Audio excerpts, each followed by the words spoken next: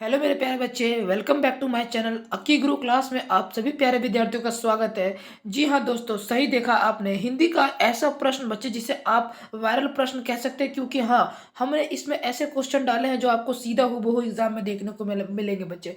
तो बस मैं आपसे हर बार की तरह यही कहूँगा कि वीडियो के स्किप मत कीजिएगा, अंतिम समय तक बने रहेगा, क्योंकि क्या पता जिस क्वेश्चन को आप स्किप करें, क्या पता वही क्वेश्चन आपके एग्जाम में आ जाए। ठीक है। और बच्चे आपसे एक बात कहूंगा कि हमारे चैनल के द्वारा लगातार ये प्रयास किया जा रहा है कि आपका एग्जाम बहुत अच्छा जाए, इसलिए हम अपने चैनल पे हर एक आधे घंटे, एक घंटे के अंदर, 2 घंटे के अंदर वीडियो अपलोड करते जा रहे हैं। उस क्वेश्चन को अपलोड करें जो क्वेश्चन आपको एग्जाम में सीधे आएगा। ठीक है। इसलिए एग्जाम के दृष्टिकोण से यह जो चैनल है और ये जो हमारी क्लास है आपके लिए बेहतरीन है, बेमिसाल है और बहुत अच्छी क्लास है। इसलिए एक भी क्वेश्चन को स्किप किए बिना सारे सारे वीडियो को अंतिम समय तक देखिए। और बच्चे चैनल को सब्सक्राइब कर बेल आइकन घंटी प्रेस कर ले, क्योंकि हमारे चैनल पर जब भी कोई वीडियो अपलोड हो नोटिफिकेशन तुरंत आपके पास जाए, एक भी क्लास मिस नहीं होनी चाहिए। ठीक है बच्चे। तो चलिए आज का पहला प्रश्न देखिएगा। आज का पहला प्रश्न क्या है बच्चे?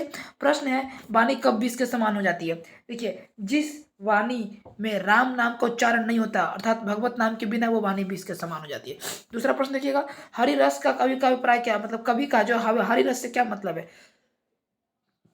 कवि राम नाम की महिमा का बखान करते हैं, मतलब बोलते हैं, इसे कहते हैं कि भगवान के नाम से बढ़कर कुछ अन्य धर्म साधना नहीं है। कवि का मानना है कि भगवान का नाम ही सबसे बड़ा धर्म श्रेष्ठ है। ठीक है, धर्म की साधना है, बल्कि और कोई चीज नहीं है उनके बढ़कर। भगवत कीर्तन से प्राप्त परमानंद का हरि रस कहा गया है। मतलब जो भगवत, जो प्रार्थना, जो कीर्तन से करने के बाद जो आपको परिणाम मिलता है वो बहुत परमानंद होता है, मतलब आपके लिए बहुत सुखमय होता है। ठीक है। क्लास की पीडीएफ कहाँ मिलेगी? अगर आपको पीडीएफ चाहिए, ठीक है, तो नीचे दिए जा रहे नंबर पे आप हमें बोलिए कि सर क्लास 10 के ग्रुप में जोड़ दीजिए, तुरंत पीडीएफ प्रोवाइड करवा दी जाएगी। बल्कि इसी क्लास के लिए हर एक क्लास के, यहाँ तक कि अब तक आपने जो भी क्लास मिस की है, जो जो बच्चे, अभी मुझे पता है इसमें कितने सारे बच्चे न्यू हो गए, तो डोंट वेरी बच्चे, अगर आप न्यू भी हैं तो भी इस नंबर पे मैसेज कीजिए, ओल्ड क्लास की भी पीडीएफ आपको प्रोवाइड कर दी जाएगी, क्योंकि आपके पास उतना टाइम नहीं है कि आप पिछले वीडियो को देखें, 2-2 घंटा, 3-3 घंटा के वीडियो को देखें। इसलिए आप पीडीएफ पढ़ के अपना टाइम निकाले बच्चे, टाइम बचा और नंबर लेके आए। ठीक है। चलिए आगे देखिएगा प्रश्न। नाम कीर्तन के आगे कवि किन कर्मों को व्यर्थ सिद्ध मानते हैं? देखिए, अभी बोले ना, कवि जो है, कवि का सिर्फ एक ही चीज मतलब है कि आप नाम जपिए भगवान का, कीर्तन करिए, भक्ति करिए। अगर इसके अलावा आप कुछ करते हैं तो वो व्यर्थ मानते हैं। तो इसके अलावा क्या चीजें व्यर्थ मानते हैं? जैसे पुस्तक का पाठ करना व्यर्थ मानते हैं, व्याकरण के ज्ञान का बखान करना व्यर्थ मानते हैं, दंड कमंडल धारण कर लिए इसको बेकार मानते हैं, शिखा बढ़ा लिया है, मतलब बाल वगैरह, जटा वगैरह जो है वो बढ़ा लिए हैं, तीर्थ भ्रमण कर रहे हैं, बढ़ा लिए, जटा बढ़ा लिए, तन में भस्म लगा लिए, वसनहीन होकर, मतलब वस्त्र ना पहनकर नग्न रूप में घूम रहे हैं, तो कभी इन सभी चीजों को बेकार मानते हैं। तो अच्छे किसको मानते हैं? भगवान का नाम लेकर लेना। ठीक है, उनकी कीर्ति चारों तरफ फैलाना, बस यही उनको अच्छा लगता है। तो ठीक है, आगे देखिए, चौथा नंबर प्रश्न है, बड़े डॉक्टर पपाती के बारे में पूछताछ क्यों कर रहे थे? बड़े डॉक्टर पपाती के बारे में पूछताछ कर रहे थे क्योंकि उसे मेनिंजाइटिस के खतरनाक किस्म का रोग लगा हुआ था और वह कल का दिन नहीं देख पाती यदि फौरन इलाज नहीं हुआ, तो इसलिए वह उसका इलाज करने के लिए पूछताछ कर रहे हैं। देखिए, एग्जाम के दृष्टिकोण से ये क्वेश्चन बहुत बार महत्वपूर्ण है, क्योंकि पपाती से रिलेटेड मैंने पिछले 2022 में ये प्रश्न देखे हैं। ठीक है, तो इसलिए आपके एग्जाम के दृष्टिकोण से ये प्रश्न बहुत महत्वपूर्ण है, तो इसे भूलिए नहीं, आप रट लीजिए। देखिए, रटिए मत, पढ़िए, समझिए, आपको क्वेश्चन याद हो जाएगा। अच्छा देखिएगा, लक्ष्मी कौन थी? उसका पारिवारिक परिस्थिति का चित्र प्रस्तुत कीजिए। देखिए, लक्ष्मी एक दीन, मतलब एक गरीब महिला थी। ठीक है। ठीक है, एक बेबस, एक लाचार महिला थी। उसका जो पति है वो कलकत्ता में रहकर नौकरी करता था, परंतु वो जो पैसे भेजता था उससे बच्चों का भरण पोषण जो है वो संभव नहीं हो पाता था। इसलिए उसके पास उसके पास एक जो लक्ष्मी थी, उसके पास 1 बीघा भूखंड भी था, यानी जमीन का टुकड़ा था, परंतु प्रकृति के प्रकोप, यानी कि बाढ़ का आना, सुखाड़ का आना, ठीक है, इसके कारण उसमें खेती नहीं हो पाती थी, हल चलवाने के भी पैसे बेकार चले जाते थे। ठीक है। अतः तहसीलदार, मतलब बड़े सेठ साहूकार को तहसीलदार बोलते हैं, सेठ साहूकार के यहाँ जो है लक्ष्मी काम काज करके अपना जीविका चलाती थी। ठीक है। उसका बड़ा बेटा अच्युत, 2 बेटियां तथा एक नन्हा सा मुन्ना भी था उसके पास, और स्वयं का भरण पोषण कर सारी जिम्मेवारी उसी पर थी। अतः उसकी पारिवारिक स्थिति बहुत पिटेबल, यानी दयनीय थी। ये था लक्ष्मी का चित्रण बच्चे, जो मैंने शॉर्ट फॉर्म में बहुत आसानी से बता दिया। उम्मीद है कि आप सभी को याद हो गया होगा अभी। ठीक है। देखिए, ठीक है, चलिए अगला प्रश्न देखिएगा, छठा नंबर प्रश्न है। देखिए, बेटे के लिए अंग क्या है और क्यों? ठीक है, बताइए, बताइए, बेटे के लिए अंग क्या है और क्यों? देखिए, बेटे के लिए अंगा उसकी गोद में लेकर बैठी माँ है, ठीक है? माँ स्नेह देती है, वात्सल्य प्रेम देती है। अंगा भी से लेकर क से लेकर घ तक सीखने के क्रम के बाद आता है, वहाँ स्थिरता आ जाती है, साधना क्रम रुक जाता है। ठीक उसी प्रकार जिस प्रकार कर्मठ जो है कर्मठ बालक माँ की गोद में स्थिर हो जाता है। यानी कहने का मतलब है कि हम लोग क आसानी से बोल लेते हैं, ख, ग, घ, लेकिन अंग आने के बाद हम लोग जो है थोड़ा धीरे हो जाते हैं। ऐसा क्यों? क्योंकि हमको ऐसा इसलिए क्योंकि वो थोड़ा कठिन वर्ड है, लेकिन एक छोटे से बच्चे के अनुसार वो क्या है कि ये वो यह सोचता है कि ये जो अंगा है ना, ये माँ हो गई और ये जो यहाँ पे बिंदु है ये उसका बेटा हो गया। तो ये समझते हैं। देखिए बच्चे, एक बात कहेंगे आपसे, देखिए थोड़ा सा सुनिए कि अगर आपको साइंस के सेक्शन में डर लग रहा है, ऐसा फील हो रहा है कि आपको विज्ञान जो है वो थोड़ा खराब है, आपने पूरी साल पढ़ाई नहीं की, तो मात्र 49 रुपीज़ है बच्चे। एक पीडीएफ है जिसे हमारी टीम के द्वारा तैयार किया गया। वो 49 के पीडीएफ में आपको 80+ का टारगेट कैपेसिटी रखती है वो पीडीएफ। अगर उस पीडीएफ को अपने एग्जाम के 2 दिन भी पहले पढ़ लिया, क्योंकि उसमें अगर मैं बता दूं तो सब्जेक्टिव है, प्लस ऑब्जेक्टिव है और प्लस नोट्स है, ठीक है? और ये सभी ये तीनों जो है ना, वो पता है क्या, ऐसी फालतू नहीं है, वैसी चीज को डाला गया है जो सीधे आपके एग्जाम के दृष्टिकोण से बहुत महत्वपूर्ण है। आप सभी को वैसे प्रश्न वहां पे देखने को बन सकते हैं। तो बच्चे क्या ही बोलना, 49 रुपीज़ एक छोटे से बच्चे का पॉकेट खर्च से भी बहुत कम है, ठीक है? एक आज के एक टाइम में नाश्ता भी 49 में नहीं हो पाता, ठीक है? तो अगर आपको 49 ज़्यादा लग रहा है तो फिर आप इसका क्या ही कहना, लेकिन 49 में आपको साइंस का जो है, अगर साइंस के सेक्शन में जिंदगी भर के लिए आप ये कहिएगा कि मेरा साइंस में 80+ आया था, तो बच्चे क्या हो गया, 49 में ऐसे ऐसे पैसे इंसान कितने उड़ा देते हैं फालतू चीज़ों में, ठीक है? तो आप अगर 50 रुपये में अगर आपको साइंस का चीज़ मिल रहा है तो आप उम्मीद है कि आप सभी बच्चे समझदार हैं, लेंगे जरूर, ठीक है? समय कम है इसलिए नोट्स लेकर घर पर पढ़ाई कीजिए, ठीक है? उम्मीद है आप सभी मेरी बातों को समझिएगा। क्लास का पीडीएफ और ये जो 49 का पीडीएफ ये आपको इसी नंबर पे मिल जाएगा, ठीक है? चलिए आगे देखिए, 7वां नंबर प्रश्न। प्रश्न है 7वां नंबर, मक्खी के जीवन क्रम को का कवि द्वारा उल्लेख किए जाने का क्या आशय है? देखिए, मक्खी के जीवन क्रम का कवि द्वारा उल्लेख किए जाने का आशय निम्न है।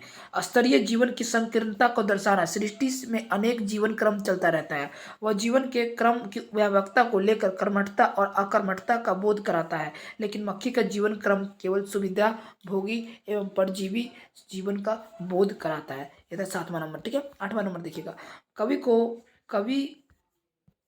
कवि को वृक्ष बूढ़ा चौकीदार क्यों लगता है? देखिए, कवि को एक वृक्ष के बहाने प्राचीन सभ्यता, संस्कृति एवं पर्यावरण की रक्षा की चर्चा की है। वृक्ष मनुष्यता, पर्यावरण एवं सभ्यता का प्रहरी है। यह प्राचीन काल से मानव के लिए वरदान स्वरूप है, इसका पोषक है, रक्षक है। इन्हीं बातों का चिंतन करते हुए कवि वृक्ष बूढ़ा चौकीदार लगता है, ठीक है? ये था 8वां। मतलब कवि को ऐसा लगता है कि कवि बूढ़ा वृक्ष, क्योंकि वो पेड़ जो वृक्ष है वो काफी वर्षों से एक ही चीज को, वो एक ही जगह पे खड़ा है और वो हर चीज को सहते हुए वहीं पे खड़ा है, तो इसीलिए उसको लगता है कि वृक्ष जो है वो बूढ़ा हो चुका है, ठीक है बच्चों? 9वां नंबर प्रश्न देख लीजिएगा बच्चों। 9वां नंबर प्रश्न है कि वृक्ष और कवि में क्या संवाद होता था, मतलब बात होता था। देखिए, कवि जब अपने घर कहीं बाहर से लौटता था तो सबसे पहले उसकी निगाहें जो है घर के आगे स्थिर खड़ा एक पुराने वृक्ष पर पड़ती है, ठीक है? कवि को आभास होता मानो वृक्ष उससे पूछ रहा है कि तू कौन? कवि कवि इसका उत्तर देता, क्या देता? कि मैं तुम्हारा दोस्त, आई एम योर फ्रेंड। इसी संवाद के साथ उसके निकट बैठकर भविष्य में आने वाले पर्यावरण संबंधी खतरों को अनदेखा करता है। ये सब बात होती थी उन दोनों के बीच में, ठीक है? वैसे तो आप सभी को पता है कि वृक्ष हम लोग के लिए बहुत इंपॉर्टेंट है, वृक्ष को हमको बचाना चाहिए, ठीक है? चलिए आगे देखिए, 10वां नंबर प्रश्न है, निम्नलिखित पंक्तियों का भाव सौंदर्य स्पष्ट करें। यहाँ पे देखिए, यह प्रश्न भी आपके लिए इंपॉर्टेंट है। भाव सौंदर्य भी हिंदी में आएगा बच्चों। धूप में, बारिश में, गर्मी में, सर्दी में, हमेशा चौकन्ना अपनी खाकी वर्दी में।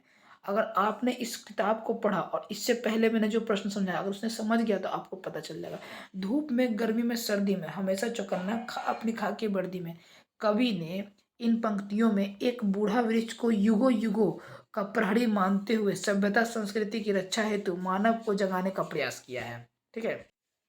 उन्होंने ऐसा कहा है कि जो कवि की कल्पना है, कवि जो सोचते हैं कि वृक्ष को अभिभावक यानी कि परिजन, चौकीदार, पहरुआ के रूप में चित्रित कर मानवीयता को प्रदान किया है। इसमें वृक्ष की चेतना, कर्तव्यनिष्ठता एवं आत्मीयता दर्शाई गई है, ठीक है? तो इसका भाव यही है कि धूप हो या बारिश हो या गर्मी हो या सर्दी हो, एक पेड़ जो है हमेशा अपना चौकन्ना रहता है, अपनी खाकी वर्दी, मतलब जो उसके खाकी कलर की जो मिट्टी कलर की जो खाल है, उसको जो छिलका है उसी को वर्दी कहा गया, ठीक है? वो रहता है, ठीक है? तो आप इसे अपने शब्दों में पिरो के भी लिख सकते हो बच्चे, ठीक है? चलिए आगे देखिए 11 नंबर प्रश्न है, हिरोशिमा में मनुष्य की साक्षी रूप में क्या है? आज भी देखिए हिरोशिमा, देखिए पहला हिरोशिमा की अगर बात की जाए तो यह एक स्थान है, एक एक जगह का नाम है, जो ये कहाँ पर है तो जापान में है। कहाँ पे? जापान में, ठीक है। अगर बात करें इसका संबंध जापान ये सब क्या है, तो देखिए जापान में क्या हुआ था, एक बार अमेरिका द्वारा परमाणु बम गिराया गया था, ठीक है। कहाँ पर? तो जापान के कौन से शहर में? तो हिरोशिमा पर। और वो बम इतना खतरनाक था, इतना खतरनाक था कि उसकी चपेट में आने वाला एक पंछी क्या बचे, एक कीड़ा भी नहीं बचा था, ठीक है। तो इसी को रूप में कहा गया है कि जापान में जो हिरोशिमा के जो स्थान पर जो बम गिराया था उसकी दुर्दशा क्या हुई थी। तो इस कहानी का जो नाम है, मानव का रचा हुआ सूरज मानव को ही भाप बन के सूख गया। मतलब यहाँ पर जो बम को सूर्य का सूर्य से तुलना की गई है। एक सूर्य भगवान जो निकलते हैं ना, सूर्य देवता, ठीक है, सूरज जो, उसकी तुलना जो है वो किस चीज से की गई है? तो उसकी तुलना जो है प्यारे बच्चे, वो किससे की गई है? एक बम से की गई है, परमाणु बम से की गई है। तो वही बात यहाँ पे कही जा रही है कि वो हिरोशिमा में मनुष्य की साक्षी रूप में क्या है। तो देखिए मनुष्य की साक्षी मतलब मनुष्य के सबूत के रूप में क्या दर्शाता है बच्चों, ठीक है। आज भी हिरोशिमा में साक्षी रूप के रूप में अर्थात प्रमाण के रूप में जहां तहां जले हुए पत्थर दीवारें पड़ी हुई हैं। यहाँ तक कि पत्थरों पर, टूटी फूटी सड़कों पर, घर की दीवारों पर लाश के निशान छाया के रूप में सबूत के तौर पर हैं। सोचिए बच्चे, इतना वो भयकार हुआ था, भयंकर हुआ था उस समय, हाहाकार मच गया था चारों तरफ। जब ये बम गया था पूरी पृथ्वी थर्रा उठे थे बच्चे, जब जब परमाणु बम जापान के हिरोशिमा पे गिराया था, ठीक है। ऐसा माना जाता है कि कुछ समय तक पृथ्वी कंपन होने के बाद जो समय रुक सा गया था, ठीक है, ऐसा माना जाता है।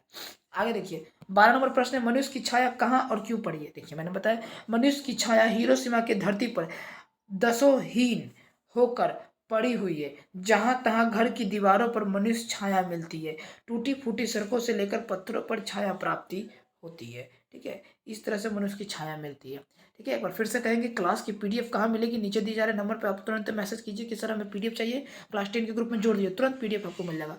समझ गए सभी बच्चे? चलिए आगे देखिए 13 नंबर प्रश्न है कि काल सूर्य के रथ के पहियों के जो अरे टूट कर बिखर गया दसों दिशा में, की व्याख्या कीजिए। देखिए ये प्रश्न जो है ना, मुझे ऐसा क्यों लगता है कि यह प्रश्न आपके एग्जाम में देखने को बन सकता है, ठीक है। देखिए मुझे ऐसा इसलिए लगता है क्योंकि मैंने हर बार बिहार बोर्ड का पैटर्न देखा है, चेंज नहीं होता है। क्वेश्चन को आगे पीछे करके दोहराता है, लेकिन दोहराते रहता है लेकिन चेंज नहीं करता है, ठीक है। तो इस बार भी यही उम्मीद लगाया जाता है, ठीक है। देखिए इसका उत्तर सुनिएगा, काल सूर्य के रथ पे। देखिए प्रस्तुत पदांश हमारी पाठ्य पुस्तक हिंदी साहित्य के महान प्रयोगवादी कवि अगय के द्वारा लिखित हिरोशिमा नामक शीर्षक से उद्धृत है। प्रस्तुत अंश में यह कहा जा रहा है कि हिरोशिमा में बम का विस्फोट होना एक नहीं अनेक सूर्य के शक्ति के बराबर ज्वाला उगला था। इस व्याख्या या अंश में कहा जा रहा है कि हिरोशिमा में आणविक आयुध का प्रयोग इतिहास का अमिट काला कलंक है।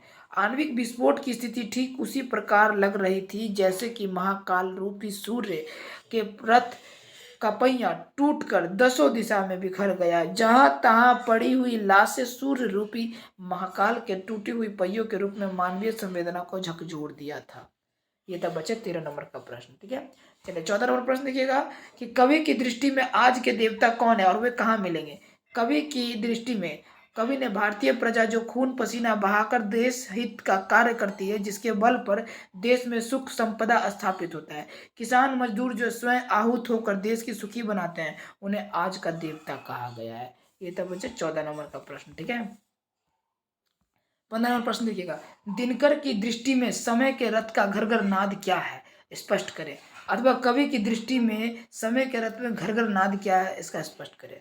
देखिए कवि ने सदियों से राजतंत्र से शासित जनता की जागृति का उजागर करते हुए समय के चक्र की ओर लोगों का ध्यान आकृष्ट किया है। राज सिंहासन पर प्रजा आरूढ़ होने जा रही है, समय की पुकार है, पुकार ही क्रांति की सखानंद के रूप में रात का घर घर नाद है। ये था बच्चे 15 नंबर का प्रश्न। उम्मीद है कि आप सभी को समझ में आ गया होगा। देखिए आज का सेशन समाप्त हुआ, इतना ही प्रश्न था। ठीक है, ये सब एग्जाम की दृष्टि से कौन से बहुत महत्वपूर्ण प्रश्न प्यारे बच्चे।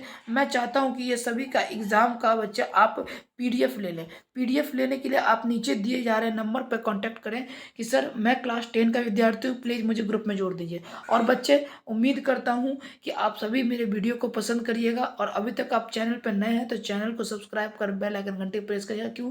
क्योंकि हमारे क्लास में हर एक इम्पॉर्टेंट क्लास कराई जा रही है हमारे चैनल के माध्यम से, इसलिए एक भी क्लास आपसे छूट ना जाए, इसलिए सब्सक्राइब कर बेल आइकन घंटी प्रेस कर लीजिएगा। ठीक है, और एक बार फिर से बोलेंगे, अगर आपको विज्ञान में डर है तो आप हमसे 49 का पेडेबल पीडीएफ है जो बहुत कम करके कई टीचरों के माध्यम से वो तैयार हुआ है, और बहुत सोच से भी सस्ता उसका मैंने चार्ज रखा है। ठीक है, इसलिए रखा है कि जो टीचर मेहनत किए थे थोड़ा सा उनका कुछ हो जाए। ठीक है, इतनी महंगाई में बच्चे अब क्या ही कर सकते हैं। ठीक है, लेकिन इसलिए मैंने इसे रखा है ताकि हम टीचरों का भी कुछ भला भला हो जाए बच्चे। ठीक है, तो बस इसी के उम्मीद पर कि आप सभी बच्चे, और काफ़ी सारे बच्चों ने उस प्यार दिया, काफ़ी सारे बच्चों ने ले चुके हैं। ठीक है, और जिन बच्चों को लगता है कि मेरा विज्ञान का सेक्शन कमज़ोर है, मुझे डर है, वो बच्चे ने ले लिया है, और जिनको लगता नहीं है उन्होंने नहीं लिया है। और मैं कोई प्रेशर नहीं बना रहा कि आप सभी लें, बस मैं ये बोलने का प्रयत्न कर रहा हूँ कि जिसको ऐसा लगता है कि मुझे विज्ञान में मैंने कुछ नहीं पढ़ा पूरे साल, तो बस अभी भी कुछ नहीं बिगड़ा है।